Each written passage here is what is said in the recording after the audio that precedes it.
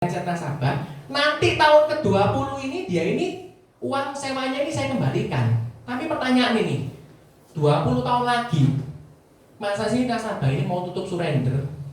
Gitu sih. Oh, rugi ya enggak? Nilai tunai rugi ya enggak? Iya kan? Dirugikan sama agennya ya enggak? Dirugikan sama perusahaan ya enggak? Nilai tunainya fix. Semuanya pasti. Iya kan nggak ada yang dirugikan buat nasabah. Nggak mungkin tahun ke-21 dia tutup, nggak ada yang dirugikan kok di nasabah. Jadi Brankas ini cuma apa ya? Cuman gambaran, cuman saya berusaha mindset nasabah, ngasih gambaran sama otaknya nasabah. Kalau dia ini sewa manfaat bayar di saya, nanti duitnya tak kembalikan tahun ke-20, kan tahun ke-20 BEP. Nggak rugi apa-apa, sewanya saya kembalikan. Kalau Bapak sewa di tempat lain, uang hilang nih Pak, tapi sewanya saya kembalikan. Seperti itu sih. Itu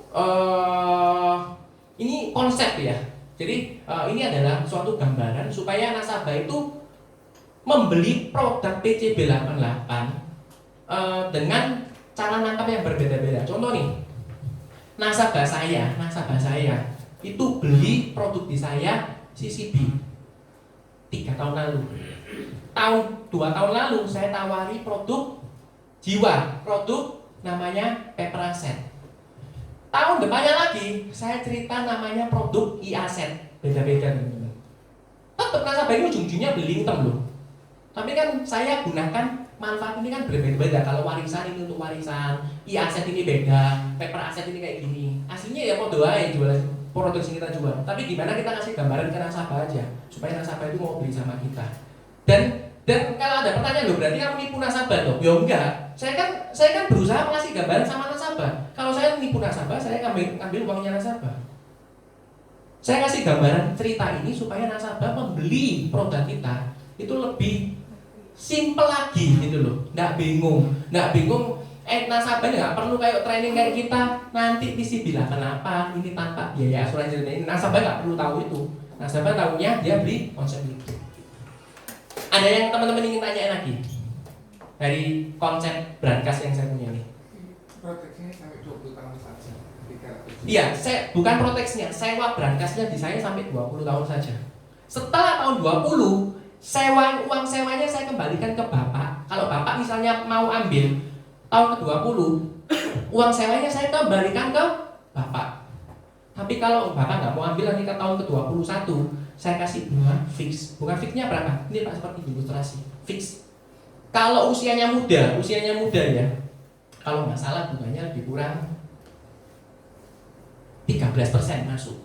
Kalau usianya muda ya, nanti ke tahun ke-20 ke 21. Tapi kalau usianya ikutnya sudah usia 50, nanti kan usia 70 berarti tahun ke-20. Nah, itu tahun ke-21 bunganya lebih kurang ya. Lebih kurang 6%-an, teman-teman. Jadi saya nggak berani bilang bunga fixnya berapa. Bunga fixnya ini Pak, ada di ilustrasi. Ya ini, Bapak bisa lihat di sini. Gitu sih teman-teman. Oke, saya next ya teman-teman ya.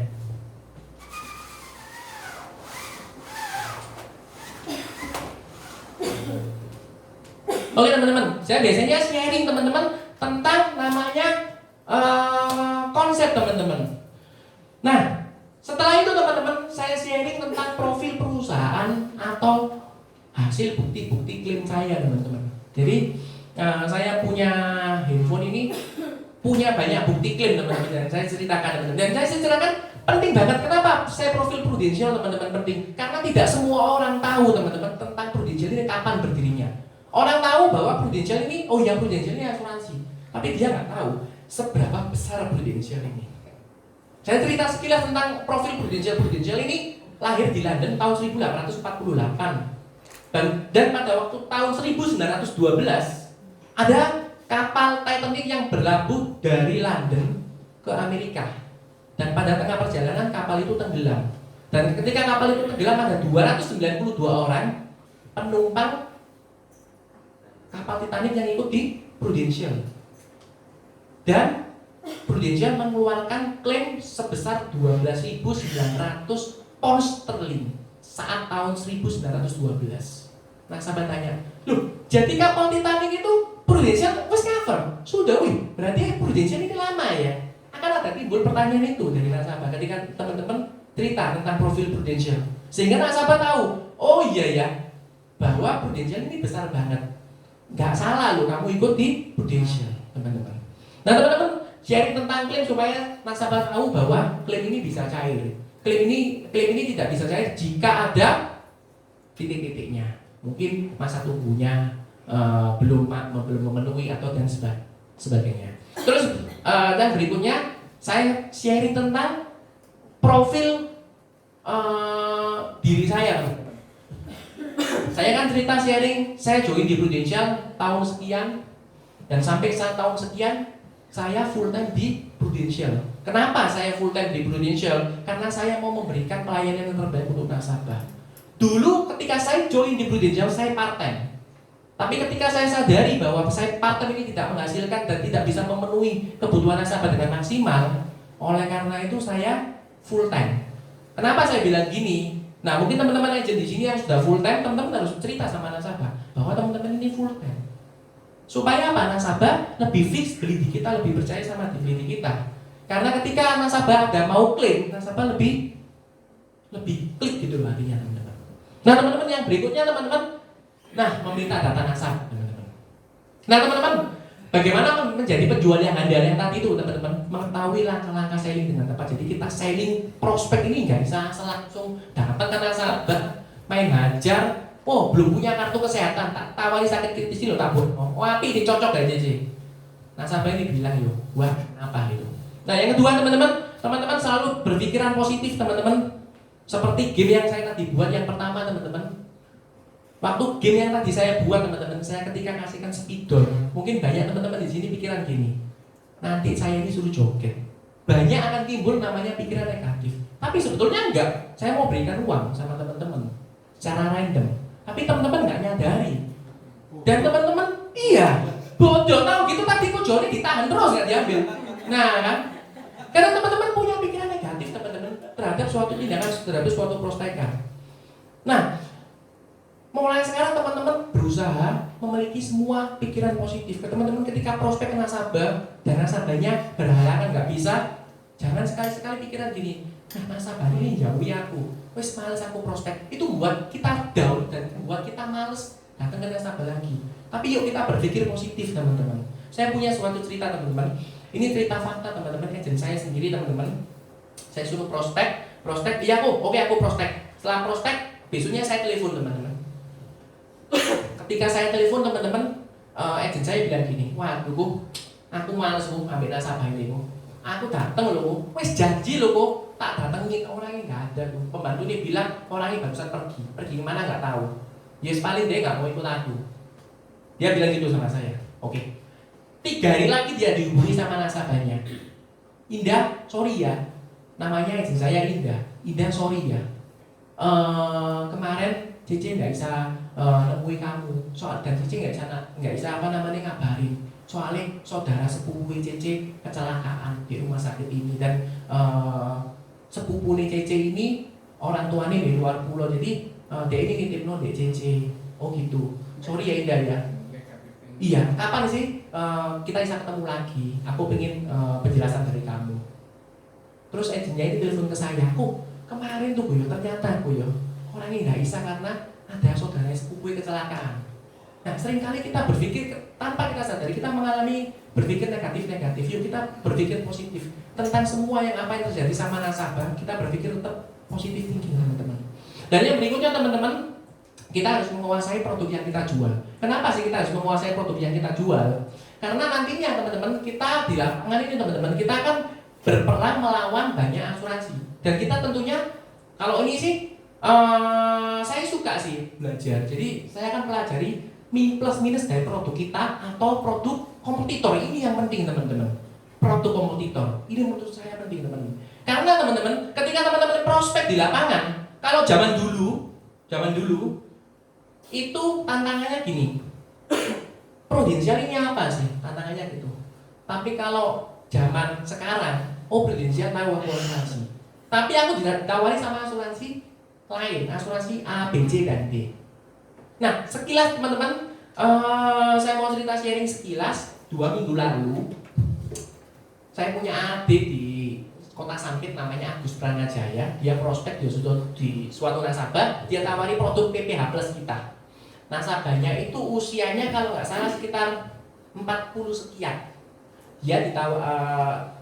Agus ini nawari produk PPH kita yang produk silver B, ya betul, satu kamar satu silver B. Plus minta UP jiwanya itu 5M, oke? Nah, preminya itu muncul kalau nggak salah 110 juta. Nah, nasabahnya ini teman-teman didatangi agent lain, namanya dari Secus Life. Agent Secus Life ini teman-teman, dan kebetulan Secus ini barusan muncul produk sama seperti kita dengan limit yang sangat gede, bisa dikatakan lebih gede dari kita. Limit dari kita 65M, di sana 90M. Itu yang limit terbesar nih ya. Oke, yang limit yang setara dengan kita. Jadi gini, limit nasabahnya itu dibuatin gold B sama jiwa 5M.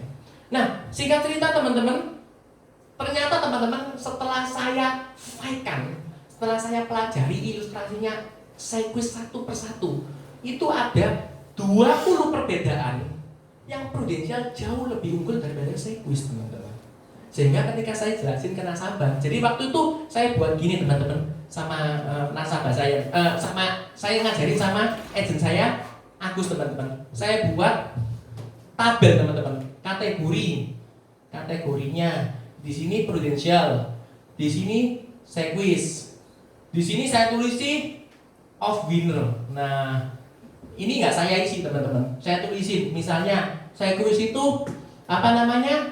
batasan negara di sini saya tulis batasan negara. Kalau di Pru itu seluruh Asia. Tapi kalau di Secus cuma Asia Tenggara saja teman-teman. Nah, teman-teman bisa cerita tentang COI-nya berapa, ya kan? Yang paling mencolok di sini apa? Kamar ICU-nya. Kamar ICU di Pru dia punya limit tersendiri. Oke? Limitnya berapa? Limitnya 150 per hari. Iya, betul ya. Di Secus itu juga sama, teman-teman. Sama. Tapi kalau di Secus ini lama harinya itu ngurangi limit kamar harian. Nah, ini teman-teman. Dan ini pasalnya ada, saya punya. Kalau teman-teman mau tanya.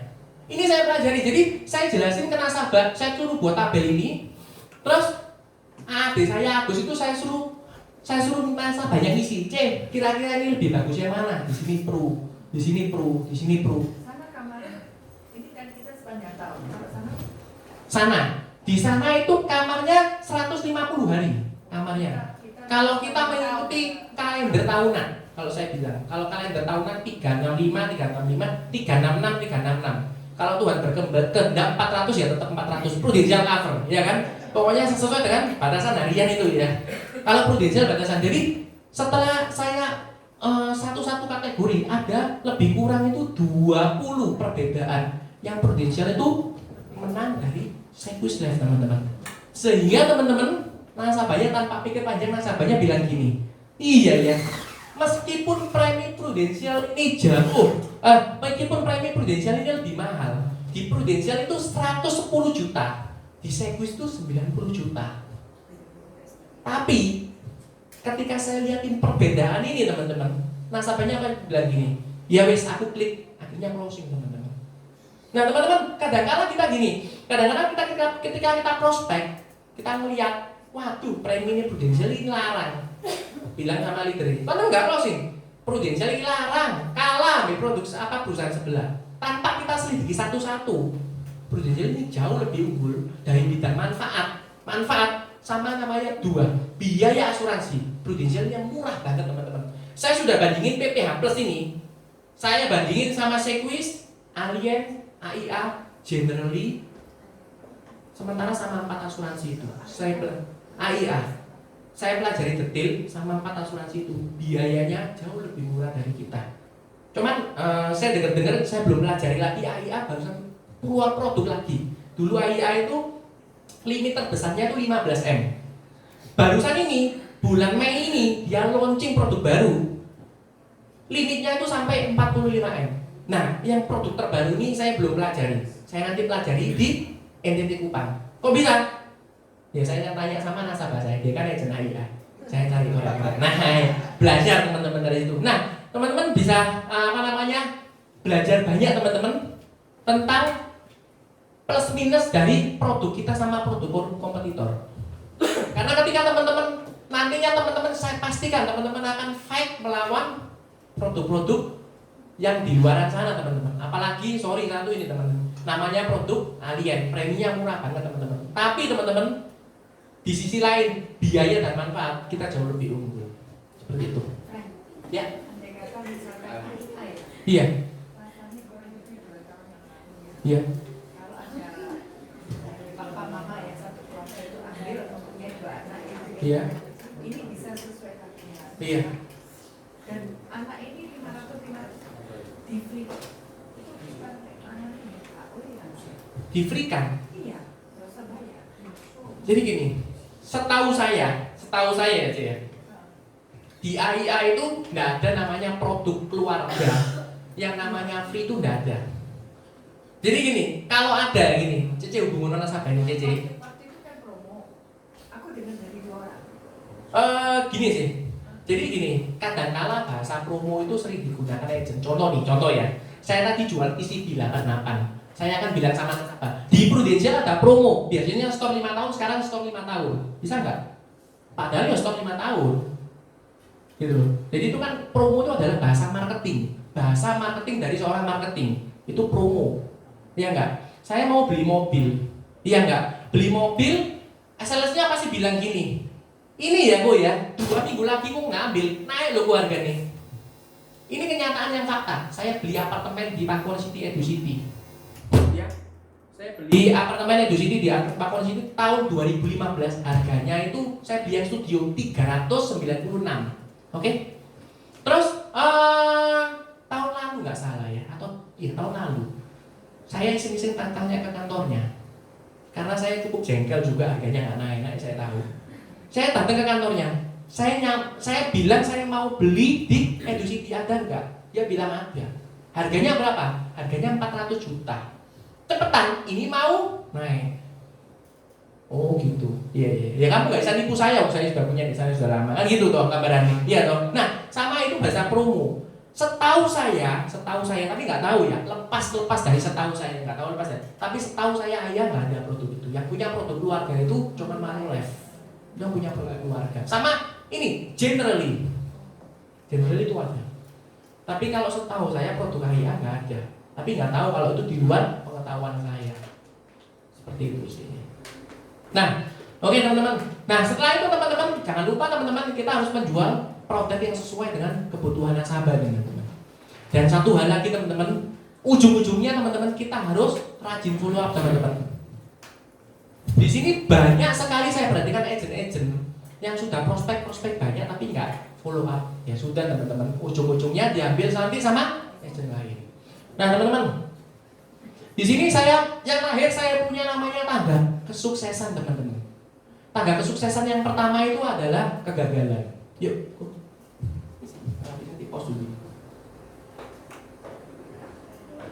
Ya, oke. Video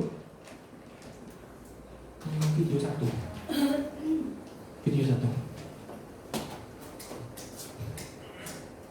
Oke. Sip. Oh ini bisa ulangi lagi. Konotasi yang ada di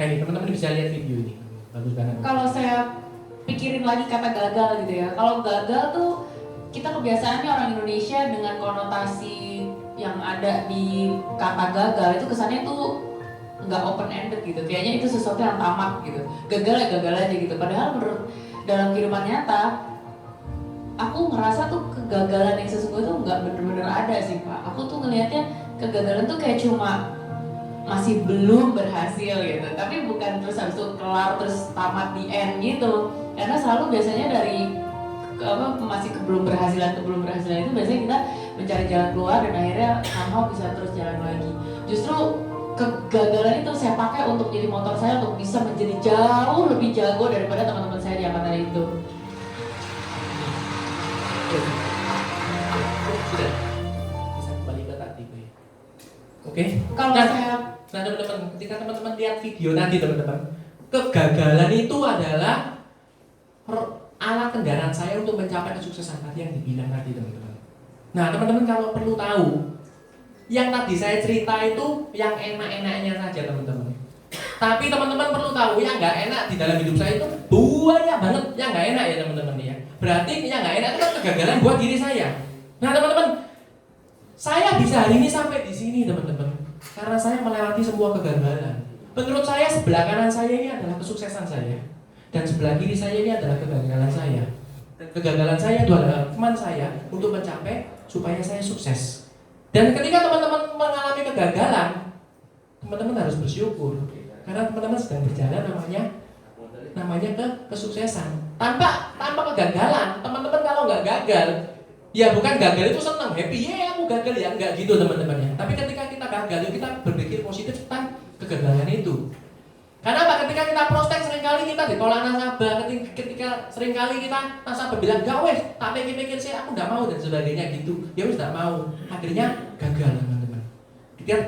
Kita mengalami kegagalan. Nah, ketika kita mengalami kegagalan, kalau kita berpikir kegagalan itu adalah teman kita teman-teman, kegagalan itu adalah sesuatu yang membawa kendaraan kita untuk bisa mencapai sukses, maka teman-teman kegagalan itu akan muncul namanya satu teman lagi, yaitu kita nggak boleh menyerah teman-teman. Kita prospek teman-teman, ditolak orang, kita nggak boleh menyerah sampai di situ. Setelah video nomor 2 tuh.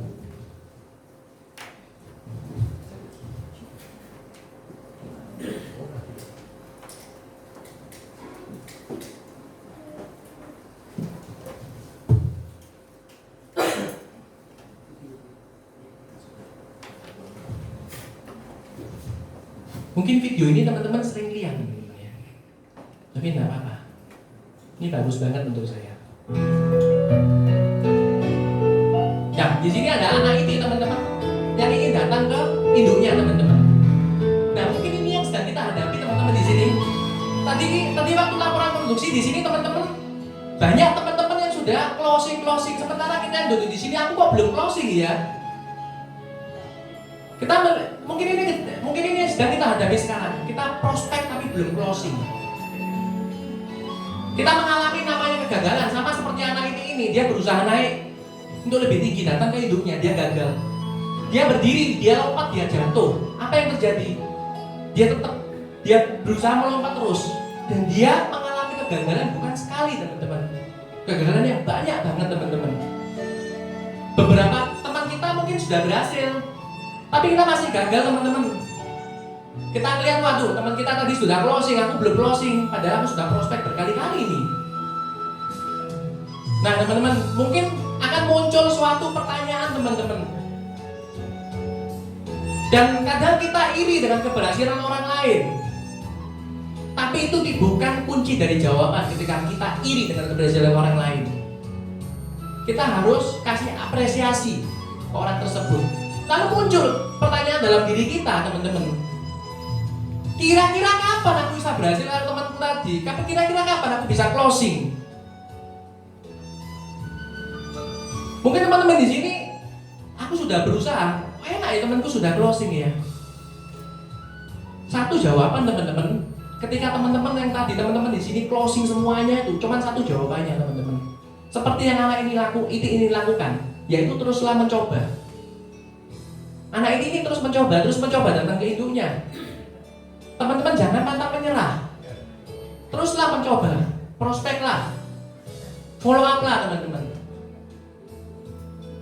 Nah, ada satu anak ini teman-teman, mungkin itu ada yang terakhir kita.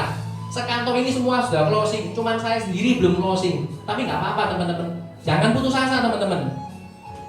Teman-teman percayalah teman-teman, usaha yang kita lakukan itu pasti membuahkan hasil teman-teman. Prospek yang kita lakukan akan menghasilkan closingan teman-teman. Gagal itu biasa teman-teman menurut saya, tapi terus berusaha itu baru luar biasa teman-teman.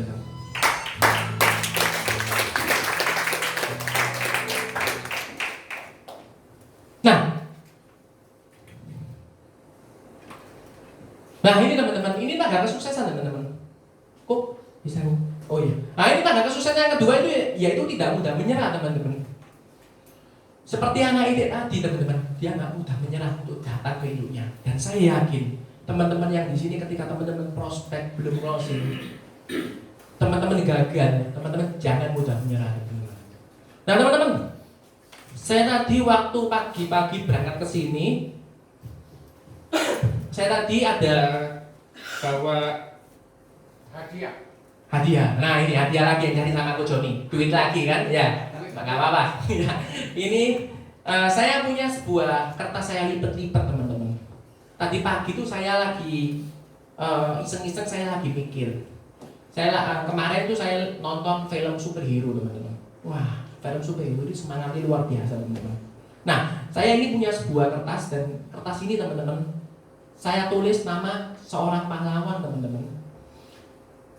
Yang menurut saya pahlawan ini, dia ini adalah orang yang pernah gagal, tapi dia ini tidak mudah menyerah. Dan pahlawan ini akhir-akhirnya pasti sukses teman-teman. Nah teman-teman, ini saya punya game teman-teman. Kira-kira siapa nama pahlawan ini? Ada yang bisa tebak nggak? Ya, ibu. Ada yang lagi? Leader. Nah ini. Ada yang lagi, ini game loh ini. Hah? Yohanes? Oh Yohanes leader saya. Terus yang lain. Diriku sendiri. Ya? Diri sendiri. Terus yang lain lagi. Ibu, leader, diri sendiri. Terus apa lagi yang lain? Ya?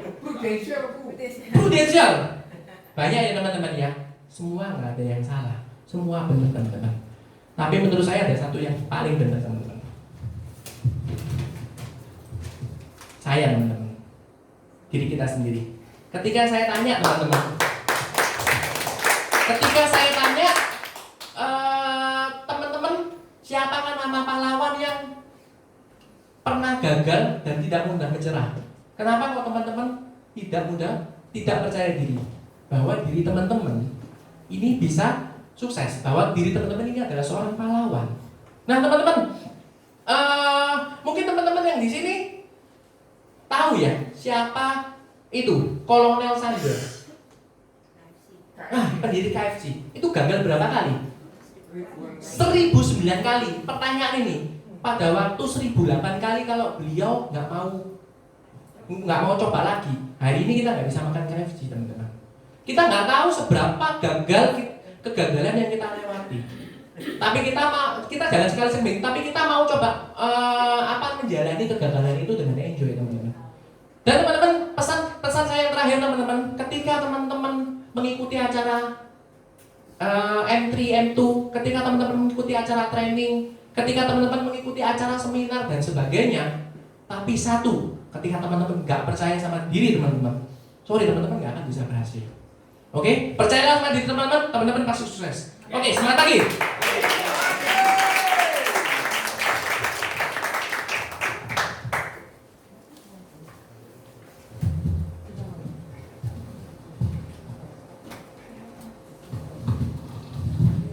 Oke, terima kasih Pak Mengki. Ya, sama-sama. Kayaknya dibuka sesi tanya jawab ya, buat teman-teman yang mungkin ada pertanyaan, bisa ya. Tadi Asan belum dijelasin. Asan tadi belum dijelasin. I-aset ya. Oke. Saya lupa lagi. Cepetan ya.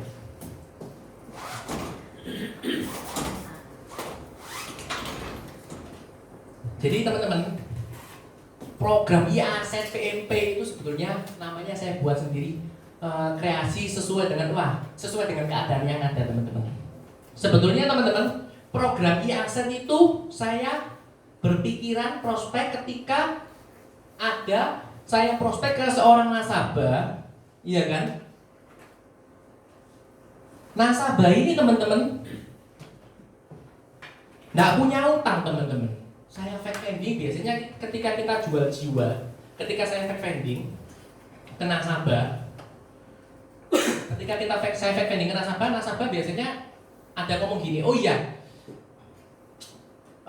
aku ini usahaku ya, ada pinjam di bank dan sebagainya gini. Nah baru kita bisa tawari namanya paper aset atau proteksi aset dan sebagainya. Nah tapi ketika nasabah ini nggak punya utang, iya kan? Terus kartu rumah sakit ini dia sudah punya yang maksimal, misalnya saya sudah ambil di Prudential yang Diamond punya. Waduh, Diamond plus Prudential belum punya, Diamond paling tinggi dan dia nggak punya utang. Nah terus ngapain aku harus ikut asuransi dek kamu lagi? Asuransi apa? Dan mungkin produk sakit kritis dia juga sudah punya teman-teman. Nah terus kita kalau saya nawari produk jiwa dari segi utang kan nggak masuk akal gitu loh teman-teman. Dari segi warisan ya dia punya warisan yang banyak teman-teman. Nah teman-teman, tapi di sini dia tanpa disadari teman-teman, dia punya suatu problem teman-teman. Problemnya tuh gini, biasanya saya cerita sama nasabah ini. Jadi saya baru cerita sama nasabah ini baru ada 2 nasabah teman-teman. Satu nasabahnya closing, satu nasabahnya belum. Dan nasabah ini menurut saya orang yang raya, jadi bukan kaya lagi teman-teman. Kalau orang yang kaya itu buka usaha masih pinjam bank. Tapi kalau yang sudah raya itu usahanya nggak ada pinjam bank.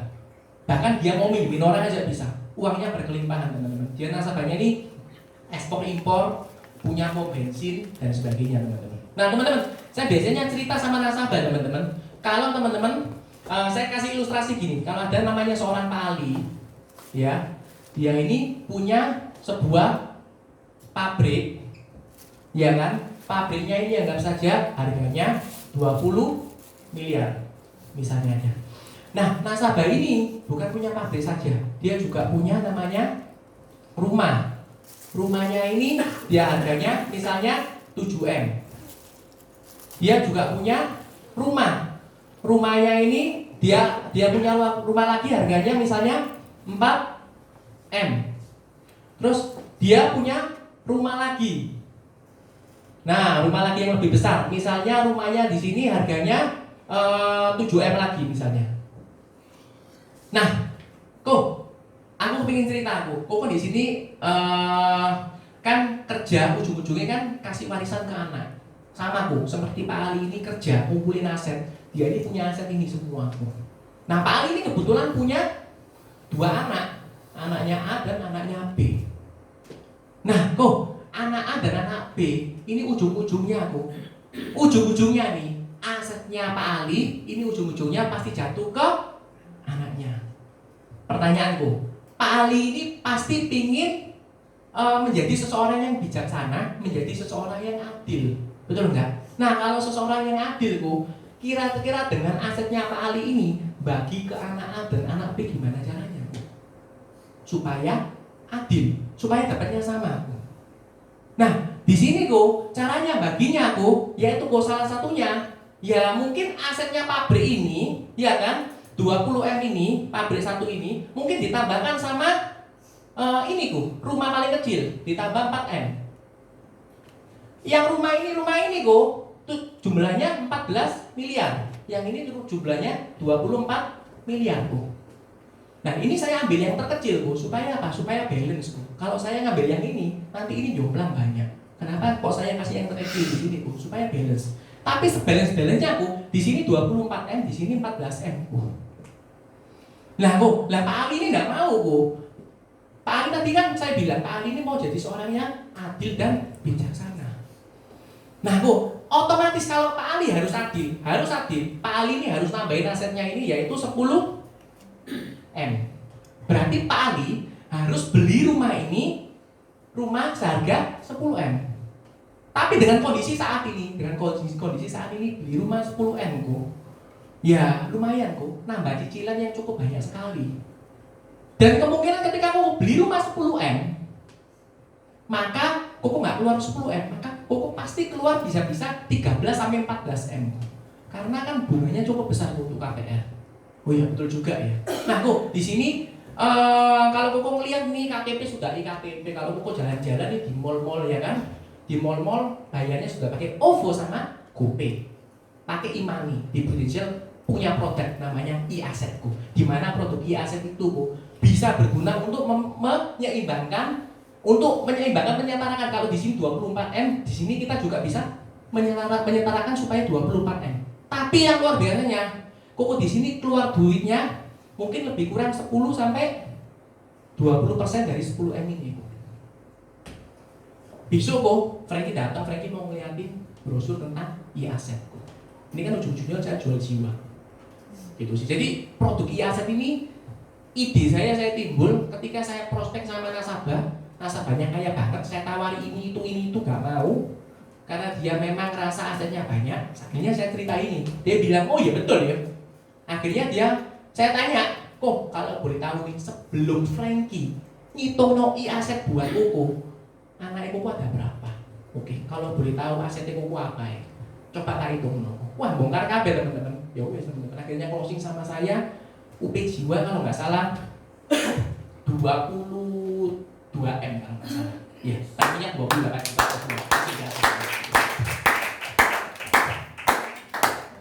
Luar biasa. Oke, ada yang lain mungkin? Sudah? Oke, baik.